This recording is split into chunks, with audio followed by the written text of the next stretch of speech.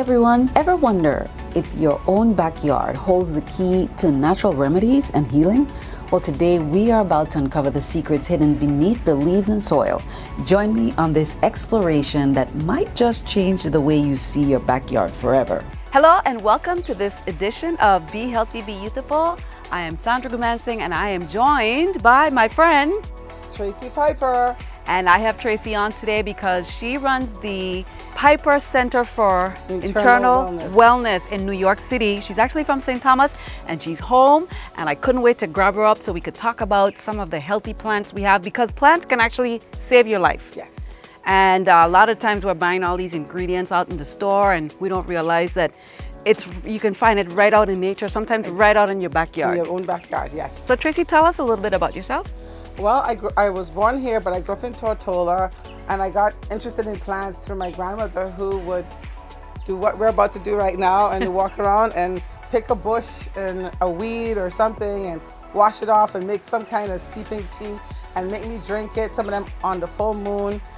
And I was like, okay, what are you doing? Not understanding as a little kid, because they don't really tell you that in the Caribbean. But it piqued my interest, and I did not know I could make a career out of it. And now I'm a herbalist, master herbalist in New York. Recently I did a story on castor oil and coconut oil, two of the big things right here in the Caribbean. Yes. And it kind of piqued my interest because I guess growing up I didn't really take advantage of all the stuff, and now I'm realizing that a lot of the things we go in the store to buy, including castor oil, yes. I did not realize all the lipstick and all the stuff I've been using on my face and my hair, it's right out in the backyard. It's right here in the Caribbean, the purest form of it. And with that, we were on our journey through Tracy's father's garden in St. Thomas to see what we could find.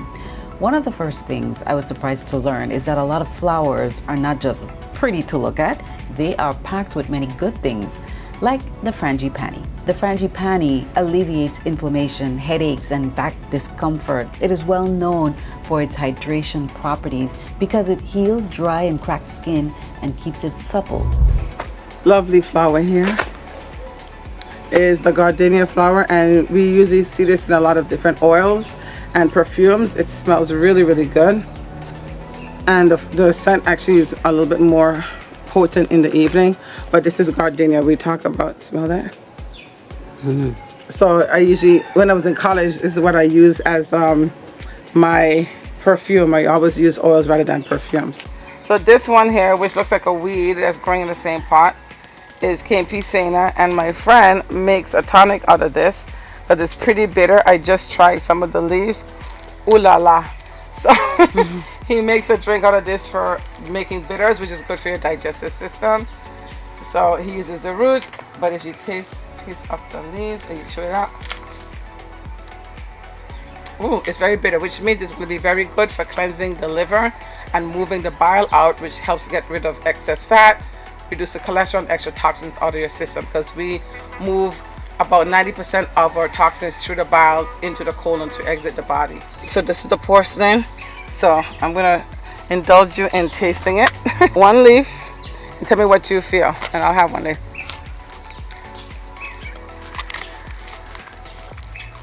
Interesting. It's like, you can put in your salad. Ah. Yeah, you add to your salad, add to your soup.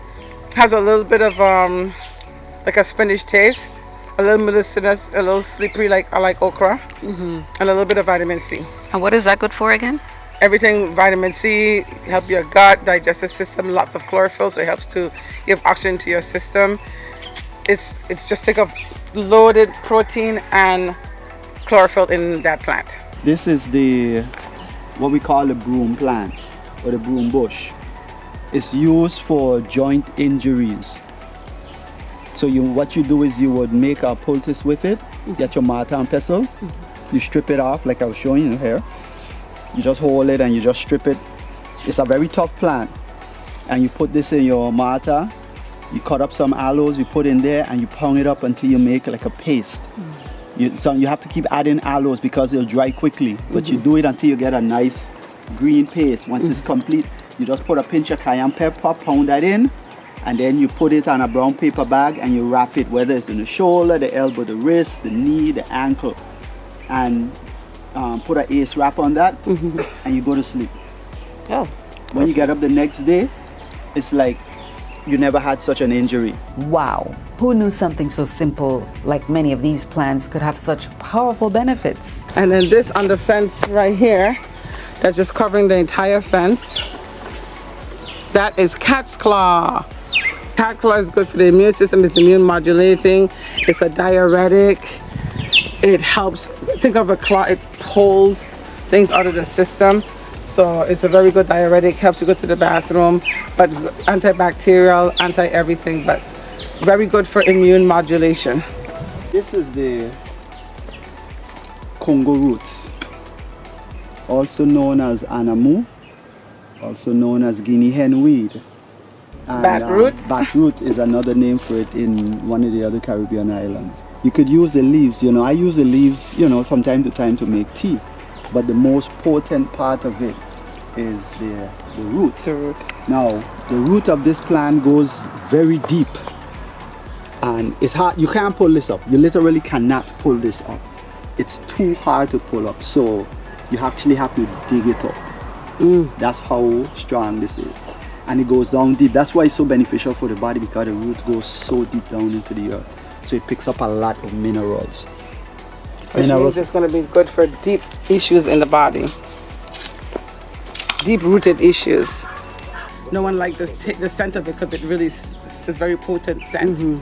But for some reason, I really like it. And I find that that's one of my favorite plants now, because I use it for almost every single thing. If I get sick, I feel anything going on with my lungs, my liver, it doesn't matter.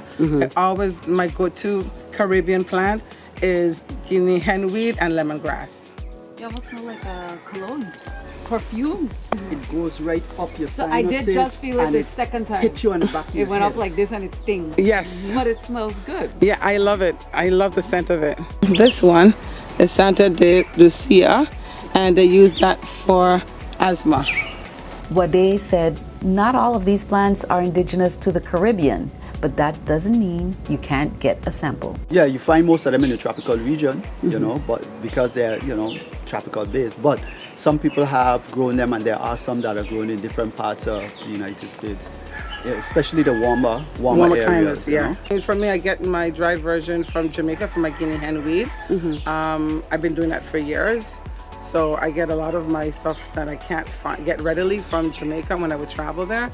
But I'm trying to source them from where I'm from now, hence why I'm here with my dear friend Wade. I love mangoes, and many people are familiar with them, but I did not realize the leaves were just as important as the fruit. And mango leaves are great for your hair, your skin.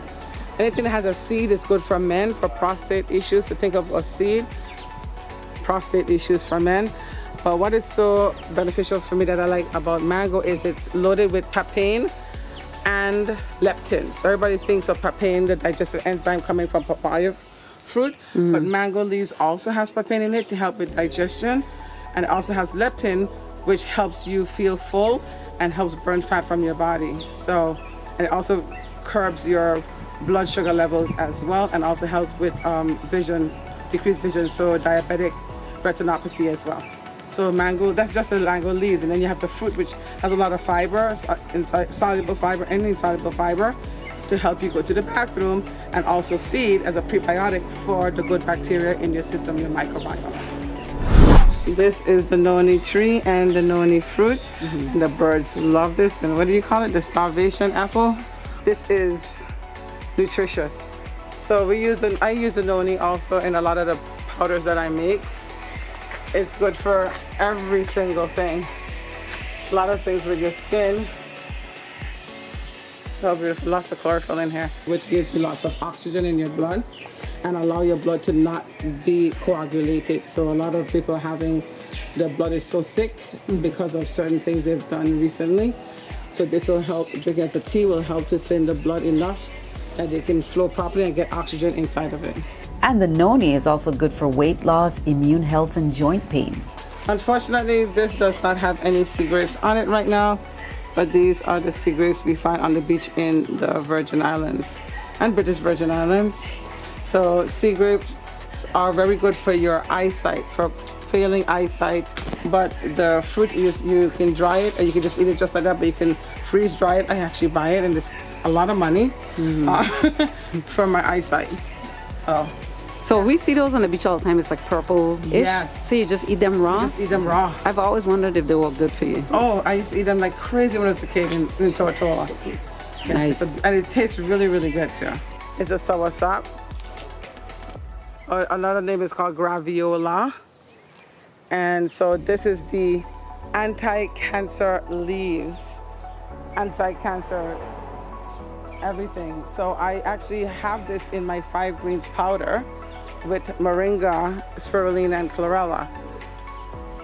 So you get these, they dry them, and you make this into a powder, and you can drink it, or you can do it as a tea. So one good thing about this is you have to be very careful with this. You were asking me about sleeping, so you can make this into a tea to help you sleep. But don't give too much of this to a baby, because the baby will sleep for a very long time, and it drops the heart rate to the point that you can't detect it. Baby's still alive, but you can't detect it because it is in a deep, deep sleep. I have a master's degree in herbology, and I learned the herbs dried. And I learned them from the Chinese perspective and the pinyin in the Chinese ways. And then sometimes I'm like, I know this scent, I know what this is. And I'll look it up, and it'll be a Caribbean plant.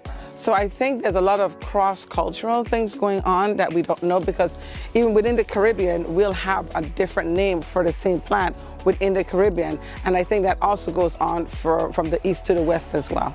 It's incredible to see how many healing plants are right here in the backyard. Who needs a pharmacy when you have nature's medicine cabinet right at your fingertips? I had no idea what it is. Yeah. So tell me, what is neem?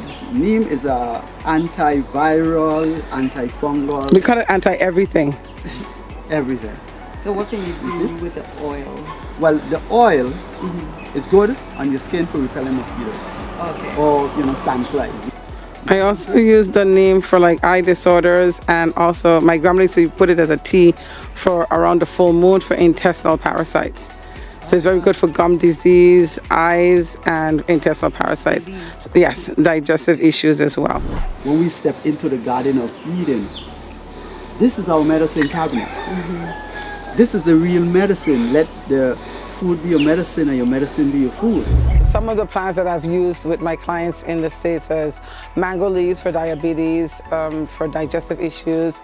So mango leaves a lot for that, hair as well. Guinea hen weed, one of my favorite, especially during COVID times. Long haul syndromes from COVID. So I always try to give that as a tea. I use it, I make juices and foods for clients, and I will infuse some of my juices or elixirs with some of these herbs. So whether it's mango leaves or soursop leaves or guinea hen weed, I infuse them into my juices. So it's not just a green juice. So that's why it's called an elixir. Piper elixirs, yes. I pay a lot of money for this as an extract in New York, and I was complaining to my dad of how much I was spending, and he says, oh, but you can come and just pluck it off the tree over here. So just to tell you, it's really in your backyard. Yes. Well, folks, that concludes our backyard adventure for today. We hope you're feeling inspired to explore the healing power of plants in your own backyard. Don't forget to like, comment, and subscribe for more adventures. Until next time, stay curious and stay healthy.